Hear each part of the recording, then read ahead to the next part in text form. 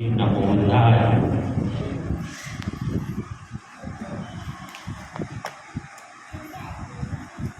महाराष्ट्र में आके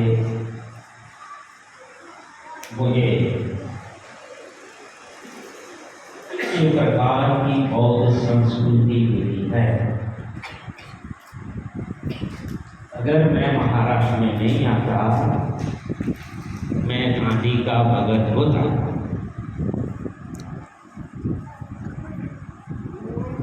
इसलिए आप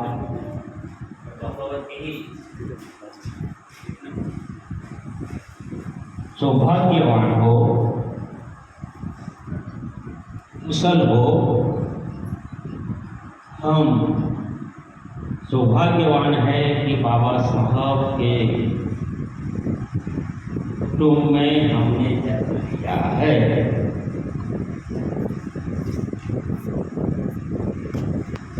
और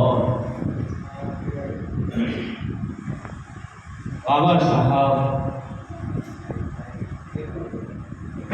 हमें मार्गदर्शन दिया है और इस मार्गदर्शन से हमें कितने लोगों को लाभ हुआ है, कितने लाभान्वित हुए हैं, उनकी तरफ देखते नहीं हैं। हमें देखना पड़ेगा।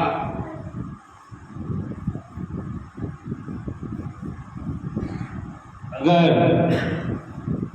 हम बुरी नजर से देखेंगे तो हमें समाज बुरा दिखेगा। सही है कि नहीं? अगर हम सकारात्मक दृष्टि से देखेंगे तो हमें बहुत ही अच्छा समाज दिखेगा। तो बाबा साहब ने हमें धम्म दिया।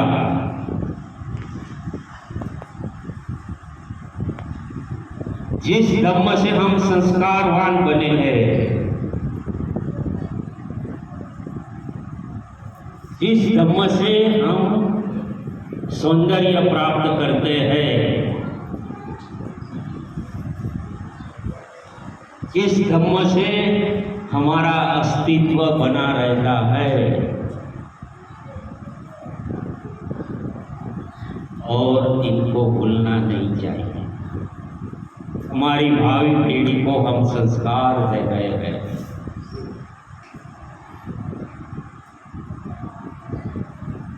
बाबा साहब ने धम्म दिया। पूरे भारत में से 5 लाख लोग आए थे, ज्यादा नहीं थे, मगर लेकिन हर जगह पर बाबा साहब का पंसील साथ में जाता है। कौन सा ऐसा बुद्ध स्टैच्यू है, कौन सी ऐसी बाबा साहब की स्टैच्यू है कि जहाँ पंसील फर्क ना हो, पंसील आ जाता है। हाँ, तो ये यानी नीति, नीति यानी धम्म। और ये बाबा साहब को 1908 में तथागत बुद्ध मिले। अब उनकी उम्र कितनी थी? युवा थे।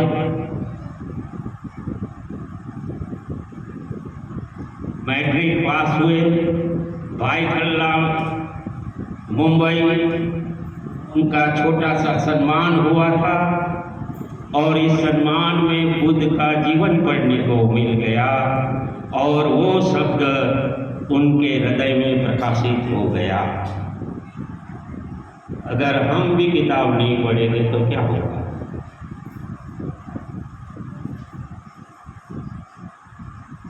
तो 1908 में तब समझदार लोग नहीं थे। फिर बाबा साहब ने प्रयास किया, यहाँ नज़दीक में येवला, वहाँ बताया कि मैं हिंदू धर्म में पैदा हुआ हूँ, मेरे हाथ की बात नहीं है, मगर मैं मरूंगा नहीं, ये मेरे हाथ की बात है, मेरे हाथ में है। बाबा साहब कितना उच्च कक्षा की बात थी, जहां हम सोच भी नहीं सकते थे, हम समझ भी नहीं सकते थे, हमें कुछ ख्याल में भी नहीं आता था। उसी समय सिहनाद किया।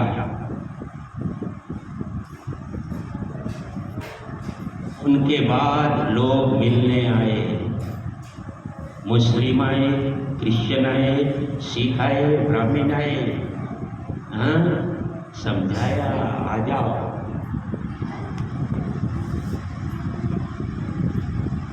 बाबा साहब में लालच नहीं थी, बाबा साहब ने समाज पर मैत्री की थी, मेरे समाज को गुमराह न करूं, मेरे समाज के लोग नरकाकार में न जिए, मेरे समाज के लोग दुख यातना दमन से न जिए, उनकी जिंदगी सुंदर बने। और इस सुंदरता के साथ उन्होंने 8 प्रकार की चीज हमको दान में दी है, और ये दान हमारे लिए आज भी महत्वपूर्ण है। ये 8 प्रकार का जो दान है, उसमें पहला दान है रोटी। आप सोचिए, बाबा साहब के वक्त क्या खाने का प्रावधान था, खाने की क्या सुविधा थी। आज तो मैंने अच्छा भोजन खाया। रोटी क्या करती है? भूख मिटाती है, असर करती है कि नहीं? आपको ताकत मिलती है खाने से। हाँ? बाबा साहब ने 2 ब्रेड खाई, मगर आपको 2 ब्रेड खाने का नहीं कहा, आप अच्छी अच्छी चीज़ें खाओ, हाँ अच्छी अच्छी चीज़ें बनाओ। आज तो यूट्यूब पर चल रहा है, बहनों को, हाँ भाइयों भी कर रहे हैं, बहुत खाना पकाते हैं ना। बाबा साहब ने रोटी दान दी। तो बोलेगा कि रोटी, यस रोटी दान दी है। अगर रोटी नहीं मिलती तो आज यहाँ नहीं बैठते। दूसरा कपड़ा, कपड़ा भी हमारा आज देखो तो कितना सच कर आए हम, हाँ कितना अच्छा लगता है, आनंदित होता है कि नहीं? हाँ प्रसन्नता होती है कि नहीं? बोलो, हाँ होती है। बाबा साहब ने अच्छे कपड़े पहनने को दिखाया। अगर हम कपड़े अच्छे नहीं पहनेंगे तो हमें तुच्छ नीच बोलेंगे। हमारे कपड़े भी अच्छे पहनने की बात कही है। आप देखिए, रोटी आई, कपड़ा आया, फिर मकान आया। हमें अच्छे मकान में रहने की बात की। वो खुद सुंदर मकान में रहे, सुंदर कोठी में रहे, सुंदर हवेली में रहे, मगर सभी को कहा कि आपका घर भी सुंदर होना चाहिए।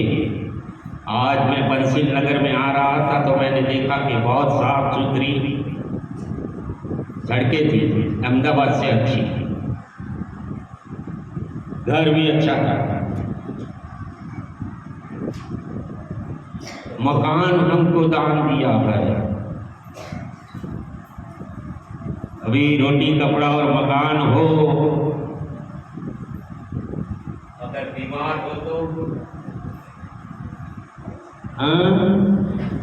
बीमार हो तो क्या होगा, इसलिए बाबा साहेब ने दवाएं दी जिससे हमारा आरोग्य अच्छा रहेगा, और हमारा आरोग्य अच्छा होगा तो हम अच्छा काम कर सकते हैं। बाबा साहब को तो मुश्किलियाँ थी, मगर आपको मुश्किलियाँ नहीं दी। आपको हॉस्पिटल में जाने की सुविधाएं दे दी, और हॉस्पिटल की सुविधा हमारे स्वास्थ्य के लिए है, और हमारा स्वास्थ्य ही अच्छा नहीं होगा तो हम बोधिसत्व बाबा साहब की आंदोलन कैसे करेंगे, बीमार आदमी कैसे करेगा, कैसी ताकत करेगा, वो ताकत नहीं है। वो आरोग्य अपना अच्छा होना चाहिए। उसके बाद देखिए कि हम अच्छा आरोग्य हो, अच्छी घर हो, अच्छी रोटी हो, कपड़ा हो, मगर एजुकेशन न हो तो क्या होगा। शिक्षा, हमारा एजुकेशन भी होना चाहिए। शिक्षा का दान दिया ना हमको, उनको तो पढ़ाई में जो मुश्किलियाँ हुई आपको तो नहीं दी ना। हाँ, तो हमारी पढ़ाई भी अच्छी होनी चाहिए। अगर पढ़ाई नहीं होगी तो हम क्या समझेंगे, क्या समझाएंगे, क्या प्राप्त करेंगे। तो महिलाओं को भी शिक्षा दी है, एजुकेशन दिया है। घर में रोटी पकाना सिर्फ काम नहीं है, घर में पढ़ाई करने का भी काम है। पढ़ाई भी है, आप देखिए पढ़ाई से क्या फायदा होता है। पढ़ाई से फायदा हुआ पैसे का। बाबा साहब ने पैसे की भी बात की, उनको तो पैसे की मुश्किलियां पड़ गई, हमें भी पड़ रही है। उन्हें पैसे की समस्या थी, मगर रास्ता निकालते गए। पैसे के बारे में उन्हें गंभीरता से विचार किया, और इस गंभीरता के कारण हमें पैसे का, धंधे का प्रावधान किया, सुविधाएं दी। हमारे बुरे धंधे बंद करना है। हमारे बुरे धंधे हमें जो नीचता बताती है वो धंधा बंद करना है, और अच्छे धंधे, अच्छी आजीविका हमें प्राप्त करनी है। बाबा साहब ने आजीविका के लिए आरक्षण का प्रावधान किया, नए उद्योगों का प्रावधान किया, नए धंधे करें, नए व्यापार करें, और आप गरीबी में न रहें। गरीबी के कारण आप रोटी कपड़ा मकान और आरोग्य शिक्षण गंवाएं, क्योंकि बाबा साहब ने वो अनुभव किया था। वो अनुभव में से जो गुजरे थे, वो अनुभव आपको ना हो, आप ऐसी मुश्किलों में न गिरे, ऐसी बात रखते गए। तो ये आपको आर्थिक रूप से कोई आपको धनवान बनाने की बात है। तो ये मत भूलो कि कोई पैसा वाला बने तो उसके तरफ ईर्षा कीजिए, ईर्षा मत कीजिए। ईर्षा दुर्गुण है। या तो आप ब्राह्मणवाद में चले जाओ, किसी का बंगला देख के ईर्षा मत कीजिए, किसी का गाड़ी देख के ईर्षा मत कीजिए, किसी का उच्च शिक्षा देखकर ईर्षा मत कीजिए। मैंने प्राप्त नहीं किया, ये मेरी जिम्मेदारी है।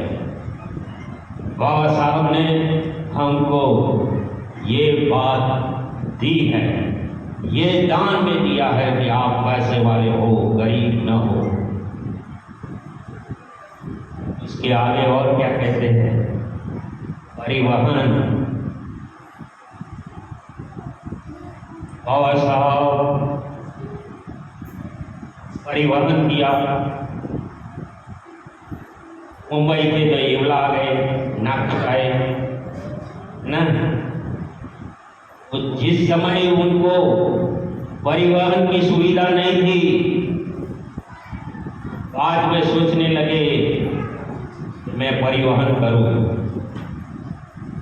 और उन्होंने परिवहन किया और हमको भी परिवहन करवाया। हाँ, अभी टू व्हीलर लेके कैसे बैठ जाए हैं? हाँ, हमारी बहनें भी टू व्हीलर लेके घूमती है ना। हाँ, कितना अच्छा काम किया है। हम उनके तरफ देखते नहीं हैं कि परिवहन का दान किया है, जहाँ पर हम घूमकर कहीं भी जा सकते, कोई भी जगह है हम परिवहन कर सकते हैं। और परिवहन के कारण हमारी नौकरियां बाहर आ गई, तो हम बाहर जाने लगे थे। तो ये परिवहन को भी याद रखना चाहिए। हमारी महिलाएं भी परिवहन करती है, वो भी शिविर में जाए और विभाग में जाए, तीर्थभूमि, सबभूमि, और ऐसे प्रवास करने से हमको प्रेरणा मिलती है। तो परिवहन का मूल्य है। और इसके बाद देखिए, तो हमें शुद्ध विचार दिया, और वो विचार धर्म से दिया। तो ये जो 8 चीज है, वो 8 चीज उन्होंने बुद्ध के पास से ली है। आप देखिए कि बुद्ध जब तपस्या कर रहे थे, दमन का मार्ग था, उस समय सुजाता नाम की महिला खीर दान करती है, खीर खाते हैं, फिर बुद्धत्व प्राप्ति होती है। बाबा साहेब ने यही सोच रखी थी कि हमारे समाज के लोग खाएंगे तो कुछ सोच करेंगे। आप देखिए कि बुद्ध को चीवर दान करते थे, और ये चीवर काट कर फिर से चीवर बनाते थे। राजा महाराजा से व्यापारी लोग चीवर देते थे, महिलाएं, पुरुष, वृद्ध सभी लोग चीवर देते थे। इस चीवर से लोग प्रभावित होते थे। वही बाबा साहब की सोच रही है कि मेरे भी व्यक्ति, मेरे समाज के व्यक्ति अच्छे कपड़े पहनेंगे तो उसको भी लोग सम्मान से देखेंगे। आप देखिए कि तथागत बुद्ध को विहारों मिला है। आज विहारों की सुंदरता खंडेरों में मिल रही है। बुद्ध को लिए भी विहार बड़े बड़े थे। इसी तरह बाबा साहब ने भी राजगुरु बनाया, और हमें भी राजगुरु बनाने का अवसर दिया। हम भी राजगुरु बनाए। जिसको ईर्षा है वो न बनाए। इसकी हमें चिंता नहीं है, मगर हम बाबा साहब के अनुयायी है तो हम राजगुरु बनाए। अब शिक्षा देखो, हर शाम के वक्त तथागत बुद्ध के पास राजा महाराजा, श्रेष्ठी, गरीब, अमीर, महिला, छोटे बड़े सभी लोग शाम के वक्त आते थे, तथागत बुद्ध के शांति से वचन सुनते थे और इतनी शिक्षा लेकर प्रभावित हो जाते थे कि उनका गृहस्थ जीवन श्रेष्ठ में श्रेष्ठ बन जाता था, उच्च कक्षा का हो जाता था, वो विद्याओं में से दूर हो जाते थे और उस विद्या के दूर होने से इसका जीवन पलट जाता था। तो ऐसे ही शिक्षा बुद्ध वचन आजीविका, तथागत बुद्ध ने भी आजीविका के बारे में शिक्षा मांगी। राजा के घर गए, राजा के घर खाना हुआ, संघ ने खाना दिया, तो अगर उपदेश नहीं देंगे तो आजीविका कैसे चलेगी। बाबा साहब ने भी वही किया, आपका खाना नहीं खाया है मगर आपको खाना दिया है, सही है कि नहीं? हाँ, तो बाबा साहब ने आपका पैसा नहीं दिया मगर आपको पैसे दिए कि आप कमाओ, अच्छा धंधा करो। उस समय भी बुद्ध ने कहा था कि हे सृष्टि, नीतिमत्ता से तेरा धंधा कर, हे व्यापारी, नीतिमत्ता से व्यापार कर। जो पहले दो व्यापारी मिले थे ब्रह्मदेश के बुद्ध के पास, बाबा साहब को याद था कि मेरे गुरु के पास क्या क्या चीज है। उसी के साथ बुद्ध घूमते थे, राजगुरु, वैशाली, कौशाम्बी, श्रावस्ती, कपिलवस्तु, विदिशा,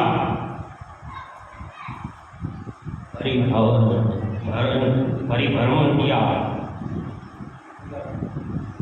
40 साल तक।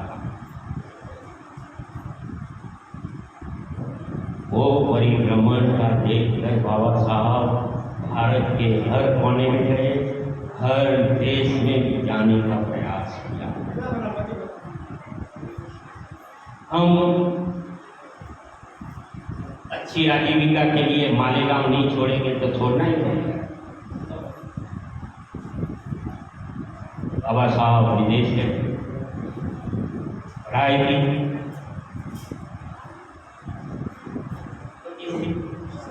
प्रदेश में तो कोई नहीं था, तो हम हमारे बौद्ध तीर्थ स्थानों को प्रवास करना चाहिए। सांची, अजंता एलोरा, सारनाथ, बुद्ध गया। अगर हम प्रवास नहीं करेंगे तो हमें प्रेरणा कौन देगा, हमें कौन ताकत देगा? कि बाबा साहब हमारे बीच में नहीं है और इस परिभ्रमण जब करते हैं तब हमारे साथ अच्छे विचार यानी धम्म रहता है। अगर हम तथागत बुद्ध के शिष्य हैं तो हमें ये बात ख्याल में रखनी चाहिए कि आप देखिए और शांति से सोचिए, कितने लोग हैं जिन्होंने आजीविका छोड़कर बाबा साहब के नाम पर काम करना शुरू किया, चाहे पॉलिटिकल हो, चाहे सामाजिक हो, चाहे शैक्षणिक हो, चाहे धर्म का हो, चाहे उनकी आजीविका का।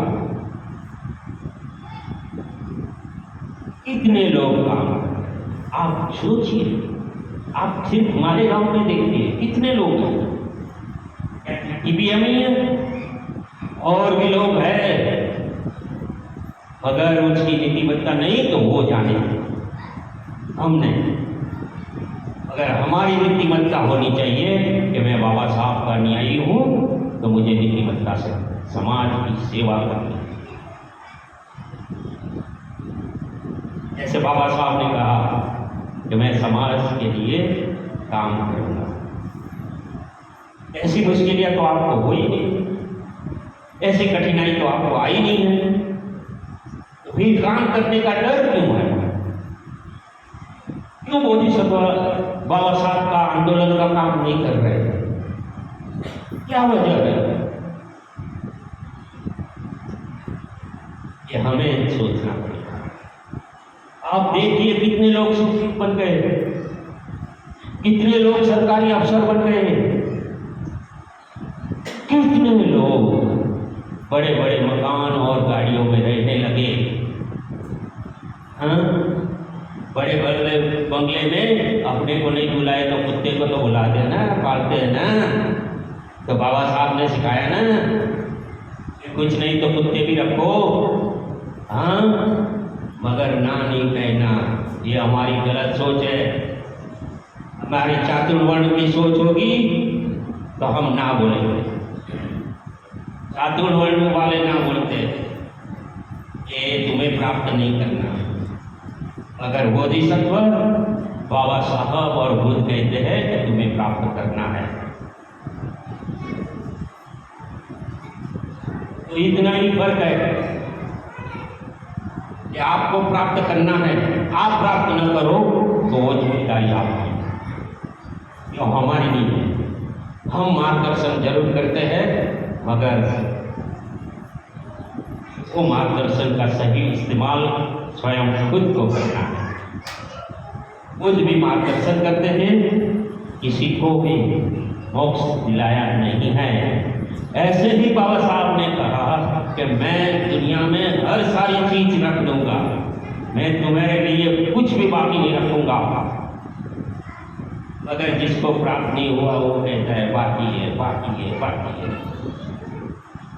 ऐसा होता है। एक स्टोरी है जो जानते होंगे कि भोले सियाल वो द्रास के वहाँ जाता है। द्रास थोड़ी ऊंची होती है, अंगूर वो जंप लगाता है, जंप लगा के बैठ जाता है, फिर जंप लगाता है, बैठ जाता है, फिर जंप लगाता है, फिर थक जाता है और वापिस जाता है। तो रास्ते में दूसरा मिलता है तो कहता है क्या हुआ? अंगूर तो खट्टी है। अरे आपने टेस्ट किया क्या? किसी को पूछो आपने टेस्ट किया क्या? तो ऐसे ही सियाल जैसे ही बोलने वाले हैं। हाँ, तू कहीं नहीं करती, तू खुद से भी नहीं करती, आगे। हाँ, ऐसे बोलते हैं ना हमारे महिलाओं में भी कि आपका कुछ नहीं है, अभी इसको तो फ्री है इसलिए करती रहे। ऐसा भी शब्द है, ये बुद्ध में नहीं है। इसको जो पसंद है वो करे, स्वतंत्रता है। तो हमें याद रखना चाहिए कि जिसको अनुभव नहीं है वो हमें उपदेश नहीं दे सकते। हाँ, अभी मुझे रोटी पकाना नहीं आता तो मैं कैसे कहूँगा कि रोटी ऐसे पकती, ऐसे पकती, ऐसे पकती, ऐसे पकती। हाँ, पहले तो मुझे सीखना पड़ेगा। नहीं सीखूंगा तो आपको कैसे बताऊंगा? अरे आपको बताऊंगा तो आपको भी समझ में आ जाएगा।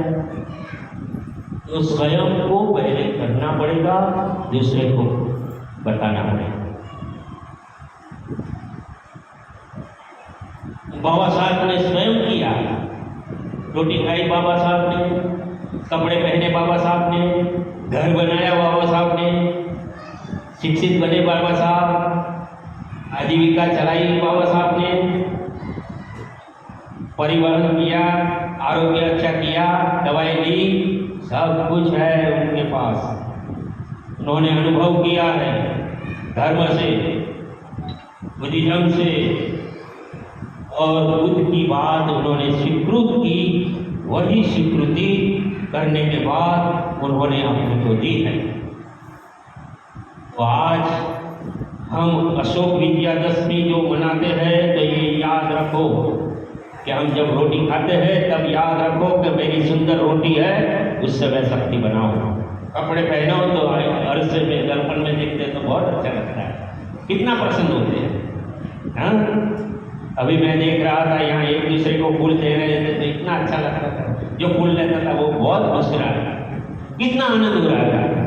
आपको फूल लेने में आनंद है तो आपको धर्म लेने में आनंद होना चाहिए, धर्म लेने में आनंद होना चाहिए।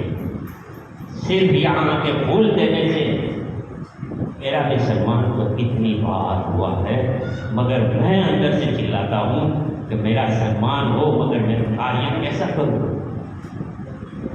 इनको मैत्री कैसे करूँ, इनसे प्यार कैसे करूँ, इनको समझ कैसे दूँ, इनको जीवन का उच्चतम जीवन कैसे बने उसकी मार्गदर्शिका कैसे करूँ, यही मेरी चिंता होती है। फूल गुलाब का होता है, कांटा मुझे लग जाता है क्योंकि मैं पकड़ने को जाता हूँ, है ना। तो जिसकी मुस्कुराहट है मगर कांटे पे हाथ रख दिया, उंगलियां रख दी, तो तुरंत आपकी मुस्कुराहट चली जाएगी, मगर मेरी मुस्कुराहट और बढ़ती है क्योंकि मुझे कांटा लग जाएगा। बाबा साहब ने कहा समाज के लिए कुछ करना चाहिए।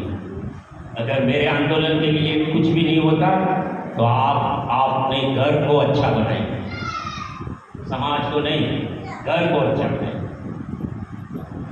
ये बात है कि आज के अवसर पर कल अशोक विजयादशमी है, ये 8 चीज़ों आपके पास ही है। बाबा साहब के पास अभी तस्वीर है हमारी दीवार पर लगाई हुई, और बुद्ध के पास देखे तो ये मूर्ति है, बुद्ध है। अगर ये सारी चीज हम उपयोग करने वाले हैं, इसका इस्तेमाल हमें सुंदरता से करना है। यही मेरी मंगल मैत्री है कि आपकी 8 दान की जो जगह बाबा साहब ने दी है उसके लिए आप सुखमयी रहो, आनंदमयी रहो और आपकी प्रगति होए, ऐसी मैं मंगल कामना करता हूँ। साधु।